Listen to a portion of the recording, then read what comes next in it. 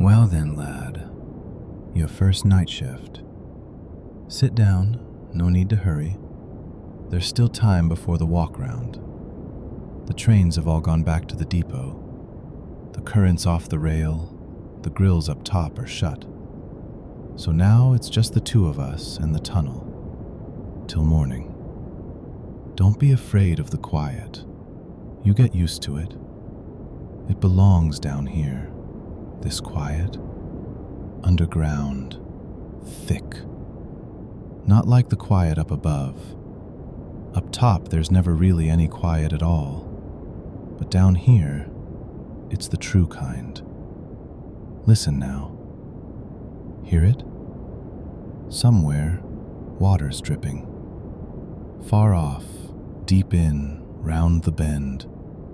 A drip. Then silence. Then a drip again. Water's always seeping in somewhere. Through the concrete, through the old brickwork. That's the tunnel breathing. Learn that sound. It'll keep you company all night long. Now listen, here's the main thing. One rule, only the one, but you hold to it tighter than you hold the handrail. We'll walk the tracks and you'll see all manner of things underfoot. People up above, in the trains, they drop things all day long. A glove, keys, a coin, a ticket. It slips down through the gap between the carriage and the platform edge, falls to the tracks, and nobody ever picks it up again. In a single day, more of those little things pile up than you could ever count. So, whatever you see down here, don't pick anything up. Understand? Don't take it in your hands. Don't put it in your pocket. And God forbid you carry anything up top, home with you. Let it lie where it lies. The tunnel never gives back what's its own, and it never forgives what's taken from it. You're thinking now, the old man's only scaring the new lad, the way they always do. Everyone gets a fright on their first night. It's tradition. No, lad, it's not tradition I'm talking about. I'll tell you where this rule came from. For me, it's written in blood. Someone else's blood. You listen and don't interrupt. We'll reach the walk round soon enough. You'll see it all for yourself, and you'll be the easier for having known it beforehand. I've walked this tunnel for near enough 30 years now.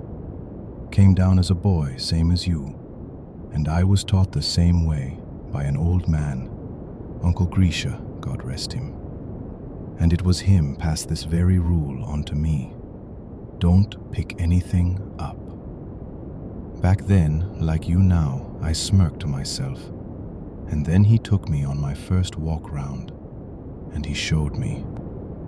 There's a place in our tunnel, a far stretch of line past the switch where the old branch runs. Near enough out of use now, they hardly ever send a train down there anymore. It's especially dark there. Only every other lamp still burns, and even those hum and flicker. And there, in the deepest, deadest part, in a recess where a cable used to run, there's a heap of things. You won't make it out at first. You'll think it's just rubbish blown together. But go closer, shine your light, and it turns you cold. Because all of it is lost property. Gloves, heaps of gloves, one laid neat against the other, as if someone had been folding them. Bunches of keys, spectacles, wallets, a child's little shoe, just the one, small, pink. Phones, old ones, the button kind, and new ones too. An umbrella, a ring, everything that fell down over the years, into the gap, onto the tracks. Somehow, it all ends up here. It flows together into the one place, even though it falls the whole length of the station, miles from here. And yet it lies here, in one heap. And that heap it grows. I asked Uncle Grisha back then, why don't they clear it, sweep it away? And he looked at me so quiet, ever so quiet, and he says, they tried, son.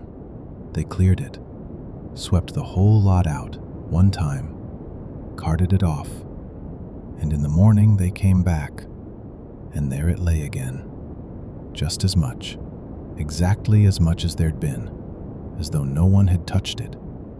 The tunnel, he says, keeps count. It knows what it's owed, and it won't stand for anything short. So ever since, I've gone to look at that heap, every shift. Never going near, from a distance, I shine my light, and on I go. And you know what I'll tell you, lad? I learned to count it, by eye, roughly, and it truly does grow. Slowly, a thing or two a night, but it grows.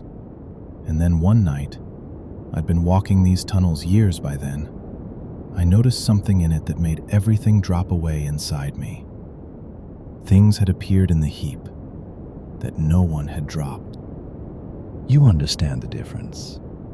A glove, keys, those got dropped, out of a pocket, out of a bag, by accident. But now I began noticing other things. A coat lying there, a whole coat folded. A thing like that doesn't fall through the gap between the carriages. A briefcase, boots, both of them, a pair, set down neatly. A wristwatch.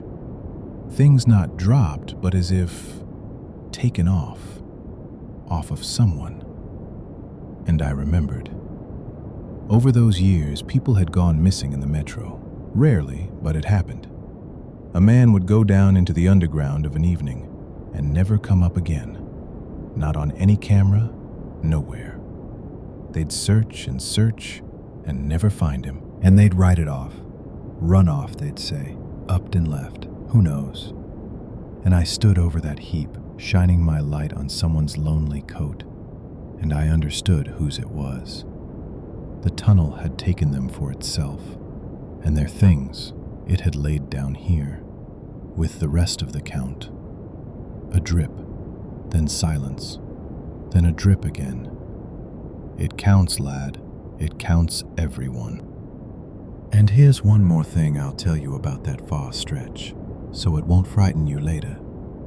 You stand there over the heap, and through the dripping from the very depths of the tunnel, sometimes there comes a hum, low, even, as though a train were coming. Far, far off, many bends away, the carriages rolling along the rails, the rail humming. And you stand there, and you know for certain there is no train. They're all in the depot, the current's off, not one will run till morning. And still it hums. Something's moving out there in the dark. Something that isn't there. I got used to that hum, the way I got used to the dripping. It comes near, stands beside you a while, and moves off, fades away. Don't be afraid of it. It isn't coming for you. It's just going its round, counting the miles that aren't there. Everything down here is counting something. That's the kind of place it is. Now, about my partner, about why I'm telling you all this in the first place. I had a partner, Kostya. We walked together for years, shift in, shift out. A good man, cheerful, only a touch greedy. And he believed in nothing. He laughed at my stories. He knew the rule, but in his heart he spat on it. And so one night we're walking past that heap, and up on the very top, at the edge, there's a watch lying. A fine watch, dear, heavy, and the glass whole, glinting in the torchlight. The moment Kostya saw it, I could tell by his eyes. I says to him, "Kostya, don't you dare, you hear me? Put it back." And he laughs. "Oh, give over, old man. Who needs it down here? It'll only rot in the dark." and I could get some wear out of it. And he slipped it in his pocket and carried it up top, home. And nothing at first. You see, that's the whole trick of it. Nothing happened straight away. Nothing struck him, nothing took him on the spot. I even thought maybe it really is all just old wives' tales. Kostya wears the watch, shows it off, pleased as you like. A week goes by, another, and then he began to change. He grew thin. Can't sleep, he says. I keep hearing the dripping, he says, all the time. At home, up top, in his own flat, a drip, then silence, then a drip again, from everywhere, out of the walls. And there's a hum behind it, he says. A train going somewhere far, far off, and there's no train. And that watch, it ticks out of time. He tried taking it off, shutting it in a drawer, in the wardrobe, wrapping it in rags, and still he'd hear it, right through the flat, through every wall. And he counts, he says, without meaning to. He doesn't want to, and still he counts. Steps, footfalls, the drips beyond the window, his own heartbeats. He starts and he can't stop, as if someone were flicking beads on an abacus inside his head. He grew thin, his face went gray. He took to glancing over his shoulder. He kept feeling someone was standing behind him, right at his back, counting too, quietly, only with their lips, and waiting for him to lose the count. I says to him, Kostya, take it back. Give it back to the tunnel. Put it where you found it. Beg its pardon. And he's not laughing anymore, but still he drags it out. Tomorrow, he says, tomorrow I'll take it back. Proud he was. And the tunnel knows how to wait. It's in no hurry. It has all the time there is, all night, every night, as many as there are. And then Kostya simply didn't turn up for his shift. Didn't come. And that was that. Not at home, not at work. They searched. And you know where I found him? Not him. Him I never found. No one found him. I went out that shift alone, down the far stretch, to the heap. I don't know myself what carried my legs there. I shone my light, and up on the very top, at the edge, I saw that same watch. Fine, heavy, the glass glinting. Back again, lying back in the heap with the rest of the count. The tunnel had taken what was its own, every last penny of it. Kostya took the watch, and the tunnel took Kostya, and laid the watch back in its place as though it had never been carried off at all. Exactly as much as it was owed, no more, no less. That's the rule, lad. Now you know it. I've walked down here 30 years, and I'm whole, and I'll live to draw my pension, God willing. And why is that? Not because I am braver than Kostya or cleverer, only because in 30 years I've not taken a single thing out of here. Not one coin. I never even let myself be tempted. I look and walk on past. I look and walk on past. Well, up you get. Let's go on the walk round. It'll be light in a couple of hours. We'll go past that heap. I'll show it you from a distance, and you look. Get used to it. But don't go near. And keep your hands in your pockets. And when we're walking through the dark, and it seems to you that something good has glinted underfoot, something you could use, as if it were laid there on purpose just for you, you remember Kostya. Just keep walking. Listen to the dripping. A drip, then silence, then a drip again. Count the drips if you're frightened. The tunnel likes it well enough when you count along with it. Count and walk. And don't, you hear me, lad? Don't pick anything up.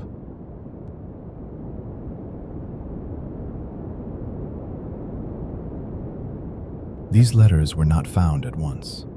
They were found much later, in a tin tea caddy at a lighthouse where each autumn, for a few weeks, they would send out a single keeper to watch over the light until the late navigation season closed.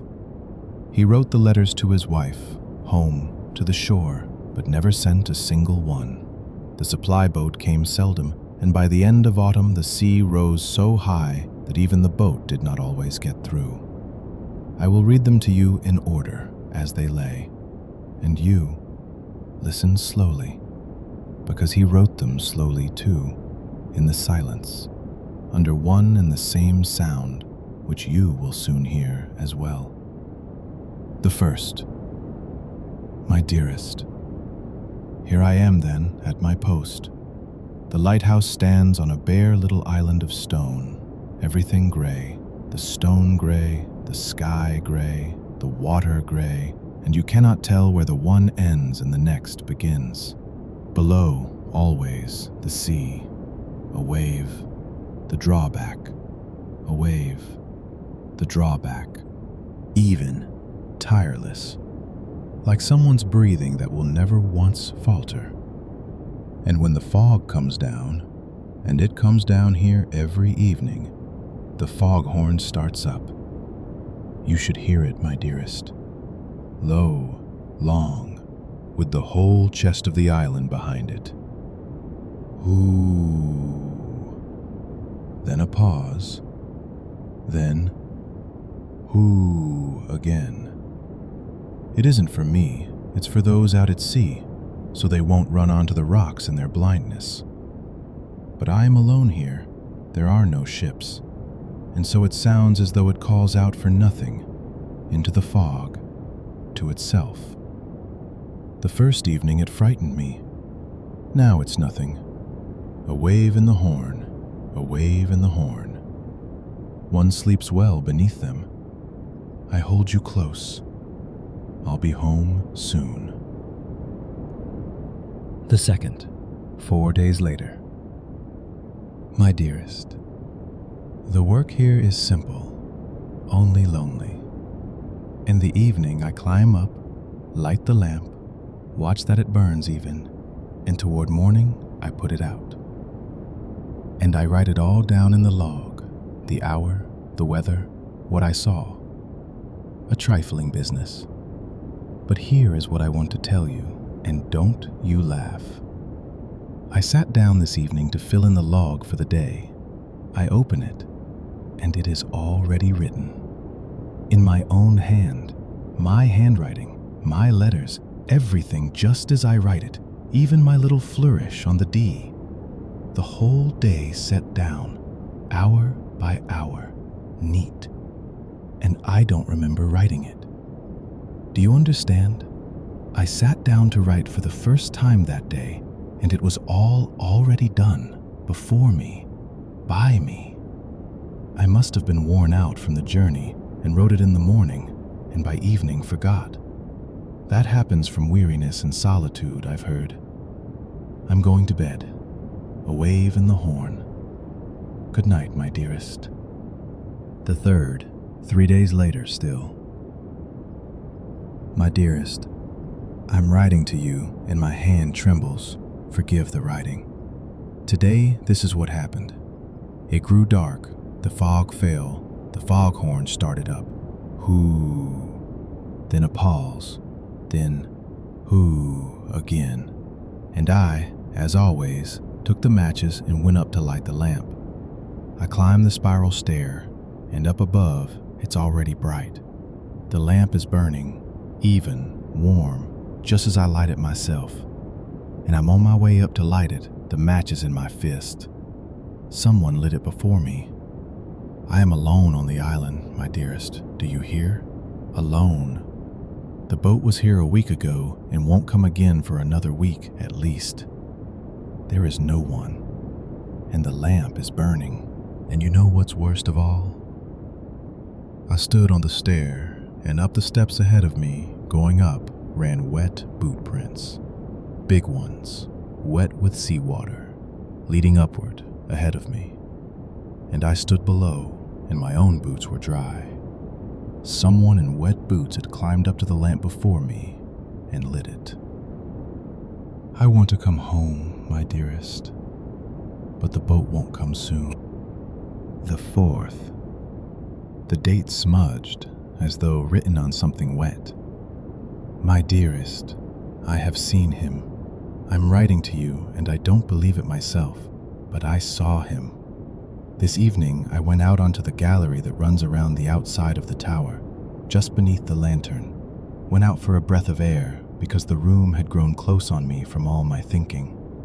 I stand, holding the cold railing, below me the sea, a wave, the drawback, a wave, and fog all round, like milk, and the foghorn sounding. Hoo, then a pause, then hoo again. And there, in that fog, on the gallery, on the far side of the lantern, a man is standing, his back to me, in my oilskin, holding the railing just as I do, with one hand, and tilting his head to the side, listening to the horn just exactly the way I do it. You know that habit of mine. I called out. He didn't turn. He walked slowly off along the gallery, away into the fog, with that very step I have when I'm tired, dragging his left leg a little, the one I chilled to the bone as a boy. You alone know about that leg, my dearest. And he knows it too. I did not go after him. I locked the door, though what good is it to lock a door against the one who lights the lamp without matches? The 5th. The hand steady, too steady. My dearest, I am calmer now. For a long time I couldn't sleep, and now I sleep well. I think I've understood what is happening, and understood that there's nothing to fear. He means me no harm. He simply does my work. He lights the lamp when I am tired. He keeps the log when it's hard for me to write. He goes out to listen to the horn in my place. He even walks as I do, with the same leg. He manages better than I do, my dearest. I'll say it honestly. Better. His lamp burns more even. The letters in the log stand firmer than mine. The sea below is all the same. A wave. The drawback. A wave. And the horn. Hoo. Then a pause. Then hoo again. I've begun to muddle where I am standing and where he is standing. Sometimes I write to you, and I can't tell whether it's my own hand forming the letters or his, because the writing has gone a little not mine. Look closely afterward, my love. Look closely at this page and at the first. They're two different hands, aren't they? I must come home, while I still remember that I must come home. And the last. At the foot of the page, in haste, the boat. The supply boat is coming. I see its light in the fog. It has broken through. It's coming for me. My dearest, I'm going down. I won't wait for morning. I won't put out the lamp. I won't finish the log. Let him put it out. Let him finish it. It's for him to stay. I'm taking only this box of letters and going down to the water. Quick, down the stair, past the wet prints, to the landing. I'm leaving whole, do you hear? Whole, having lost nothing. I'll break free. I, of all people, will break free from here, and I'll come to you and hold you and tell you everything myself, in a living voice, not in letters. A wave, the drawback. Quick, the boat is already at the rocks. Here the letters end. After that, only one thing is known, what the deckhand from that boat told, that they came up to the lighthouse in the fog, beneath the moan of the foghorn. Hoo. Then a pause. Then hoo again. And that on the landing the keeper stood waiting for them. Calm. A tin box under his arm. He stepped into the boat, said his hellos, said he was glad of people after so many weeks alone with the sea, and the whole way back to shore he sat straight, looking ahead into the fog, and tilted his head a little to the side whenever, from behind, from the receding island, the horn still carried across the water. "A good man," the deckhand said, "a calm man." Only on the shore, as he stepped down onto the boards of the pier, he dragged his left leg a little and looked back just once at the lighthouse, where up above the lamp still burned and burned, the lamp he had not put out. And he smiled at it, as at his own. And the letters he gave them up himself, asked that they be passed to his wife, and so they reached her, much later. And she read them the whole night through, all 6, in order, and kept looking closely at the last pages, at the handwriting, and at the one who had come back to her from the sea, whole and unharmed, having lost nothing. At him, too, she looked closely, for a long time, in silence. A wave, the drawback, a wave.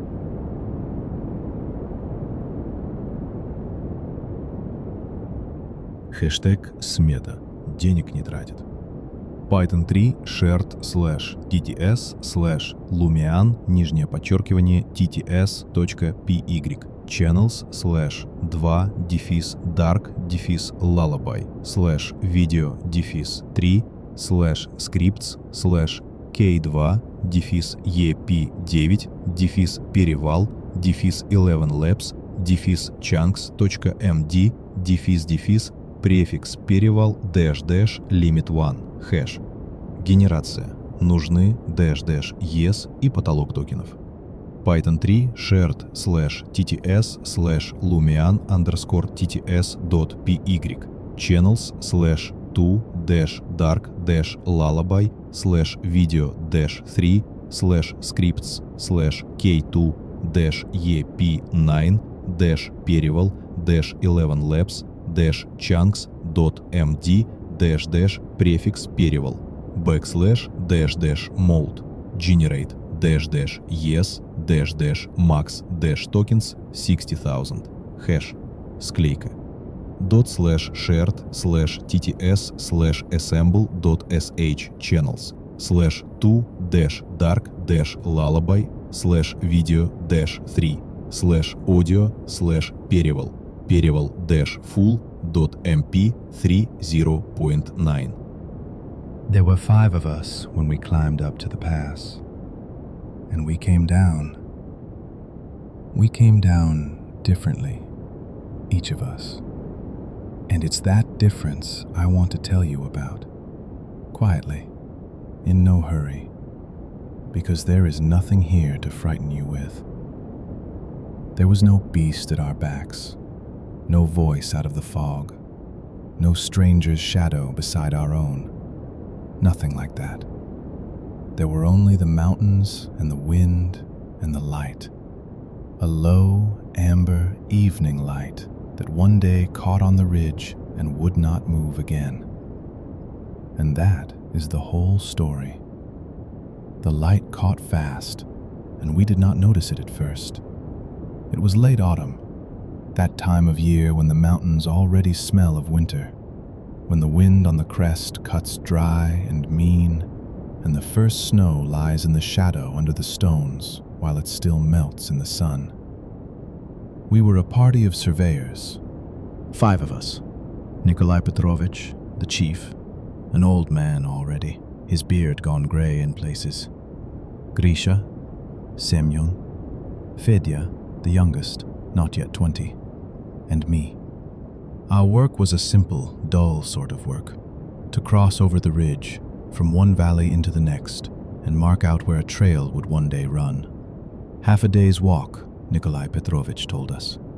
We'd climb up in the morning and be down the far side by evening. Bring a day's food, he said. We'll be at the bottom by nightfall, by the fire. A day's food. You hear that? We took food for one single day. And so we came out onto the saddle, onto the pass itself. And I have remembered those 2 sounds all my life. I hear them still, the moment I close my eyes. A boot comes down on the scree, and the gravel crunches under it, slides, one small stone knocking against another. A crunch. You lift your foot, you set it down, a pause, and a crunch again.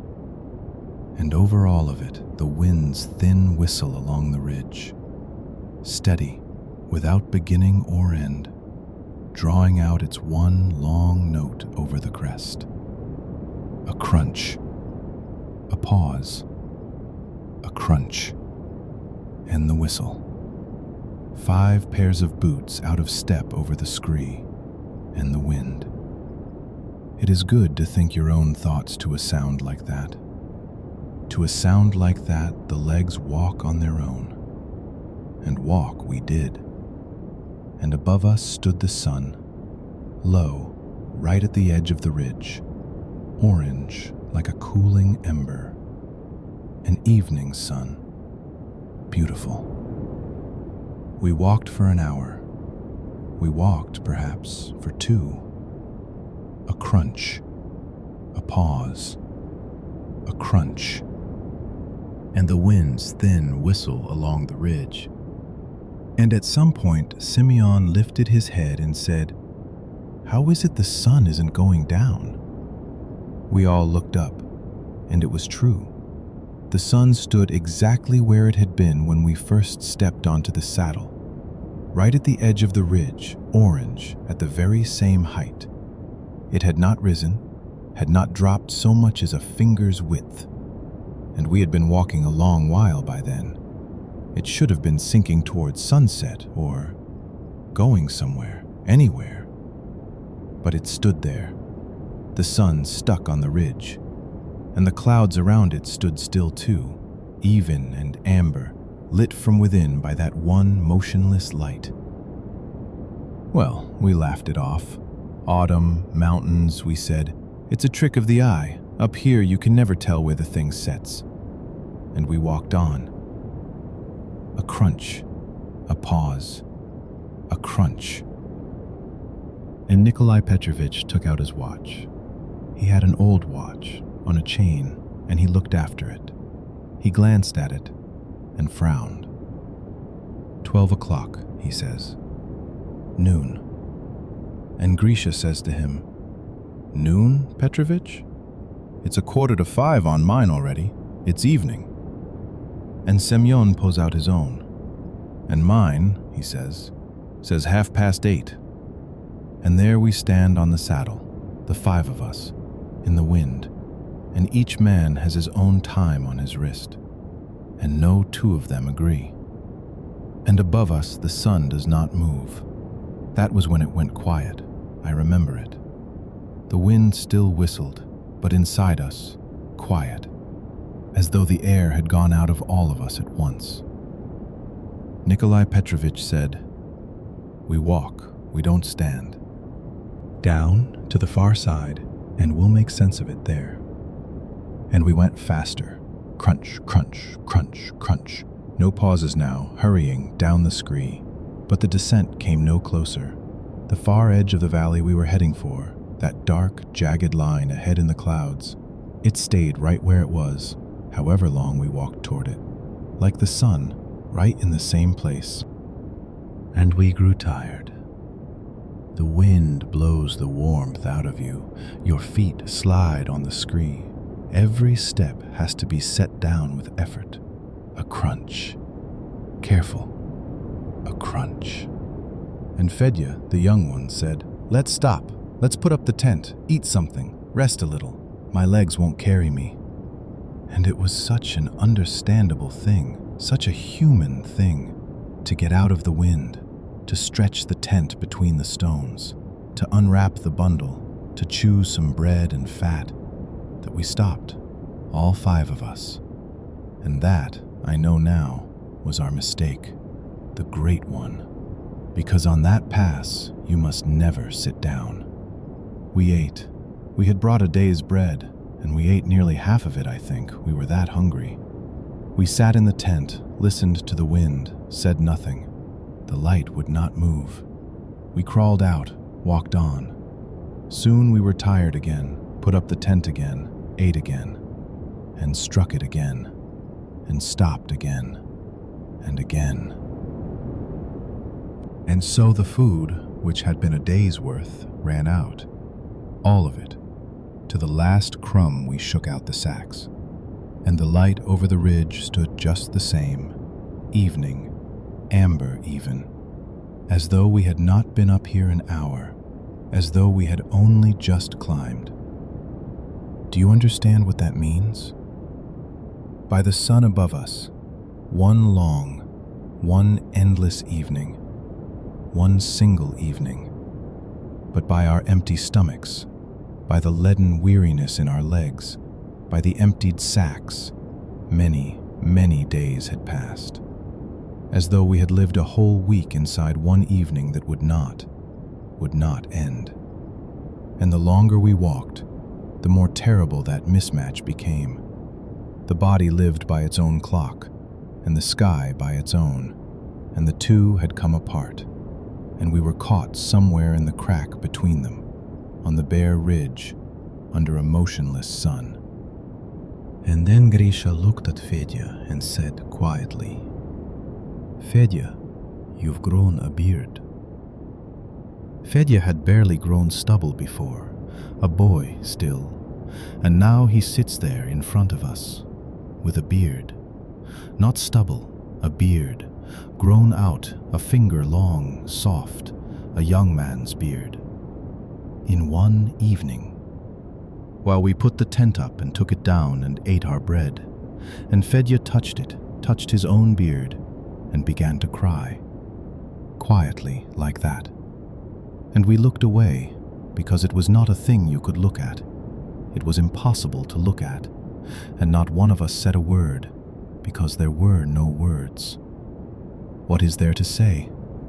A beard grows. That means time is passing. Passing somewhere, apart from us, apart from this stuck light. Passing while we stand still. And then Nikolai Petrovich stood up, slowly, heavily, and he said, "That's enough. No one sits down anymore. No one. Not for a minute. Leave the tent. Whatever happens, however your legs give out, we walk. While we walk, we're alive. Sit down, and we stay here forever, in this evening. You hear me? Don't sit down." And we stood up, and we walked, and we did not sit down again, not to eat, because there was nothing to eat, not to rest, not to shelter from the wind. We just walked and walked, holding on to one another so as not to lose each other on the scree, and underfoot a crunch, a pause, a crunch, and overhead the stuck orange sun and the wind's thin whistle along the ridge. How long we walked like that, I couldn't say. By the sun, the same evening still. But we walked and went gray as we went. Semyon was the first to give out.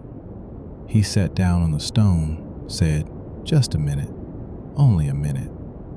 And Nikolai Petrovich roared at him, hauled him up by force, dragged him by the collar. And we walked. And suddenly, the gravel under the boot ran out. It went level. Grass began. We had come down off the scree into the valley. And ahead, a settlement, lights, our own people, waiting. I'll tell you what came after. I'll tell it briefly, because here my voice always gives out. They were waiting for us below, only they had been waiting a long time. On the far side of the pass, in the world where the sun crosses the sky the way it should, not half a day had passed. Years had passed. They had searched for us, then held our funeral, then stopped remembering us at all. And so we came down off the ridge, the 5 of us. But Semyon, who had been 10 years younger than me, he came out an old man, gray, bent, his hands shaking. And Fedya, young Fedya with his grown-out beard, Fedya had not aged a single day. As he had climbed up, so he came down, a boy. And one of us came out exactly right, as though half a day really had gone by. The pass measured out its own to each of us, and no one knows by what reckoning. Nikolai Petrovich never wound that watch of his again, and now I am the only one left who was up there, the only one. The others are gone, some caught up by the years, some by the years they had missed, and there is no one left to remember how it was. Only me, an old man who came down out of an evening that lasted one single day and a whole lifetime at once. And here's why I am telling you all of this. Not to frighten you. I told you, there is nothing here to frighten you with. But so that you'll know, so you'll remember. If you ever have to cross a pass, by a trail or with no trail, in autumn, in the wind, in low cloud, and you suddenly notice that the sun has stuck on the ridge, that the low evening light neither fades nor moves however long you walk, and your watch shows the wrong time, then listen to me, to an old man. Don't sit down. However tired your legs, however much you long to stop, to shelter from the wind, to put up the tent, to eat, to wait it out, don't sit down. Don't trust your watch. Up there they all lie, every one of them. Don't wait for the light to move. It will not move. It is waiting you out. Just walk. Walk and walk. A crunch, a pause, a crunch. Step after step. Hold on to the one beside you and don't stop. While you are walking, time walks with you. But sit down, and it goes on without you. And the sun above you will not move, and it will go quiet, only the wind. And there will be a warm, even, amber evening on the ridge that will never, never end.